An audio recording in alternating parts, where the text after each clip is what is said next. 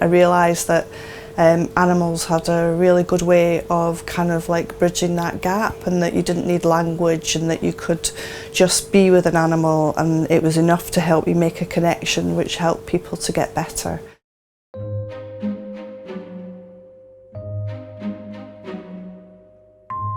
I lost my parents. They left me a little bit of money and I set the business up, and that's how I got started really.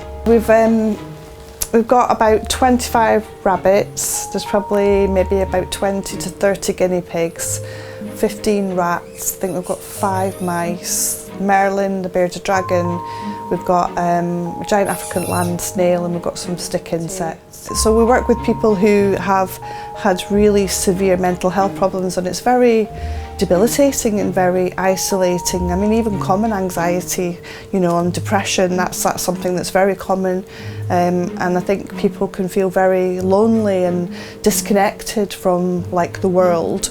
And you just walk through the door and you can look at the animals, and that connection that you get immediately from being with an animal that doesn't make any judgment about you, accepts you, runs up to you, jumps on your knee, and that kind of like you're drawn into it and everyone's around to support you.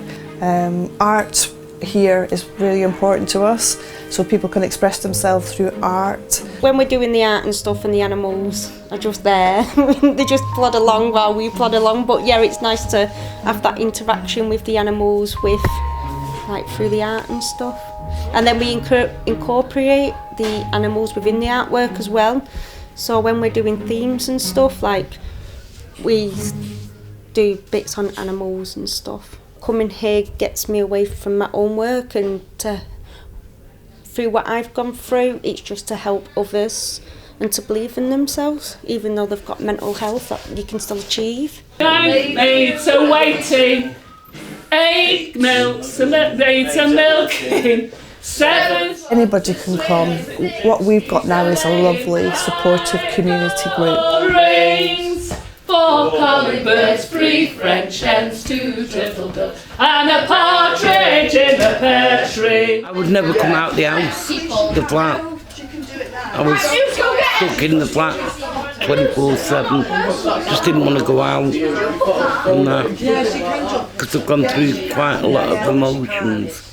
And to bring it here, it relaxes you, and you can interact with other people that are going through more or less the same.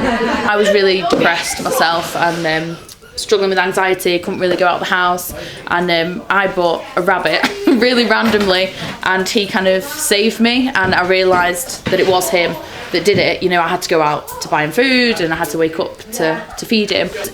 They just give you so much love for nothing, you know. They don't ask for anything in return. They just want you to be kind to them, and you know, they just love you unconditionally no matter what, and they don't judge you either. Like, and a dog doesn't care what clothes you're wearing or if you've done your makeup or your hair, you know, they're not bothered. They still love you anyway, and they bring a lot of joy and humour especially as well, you know, so it does brighten your day being with an animal maybe over a person.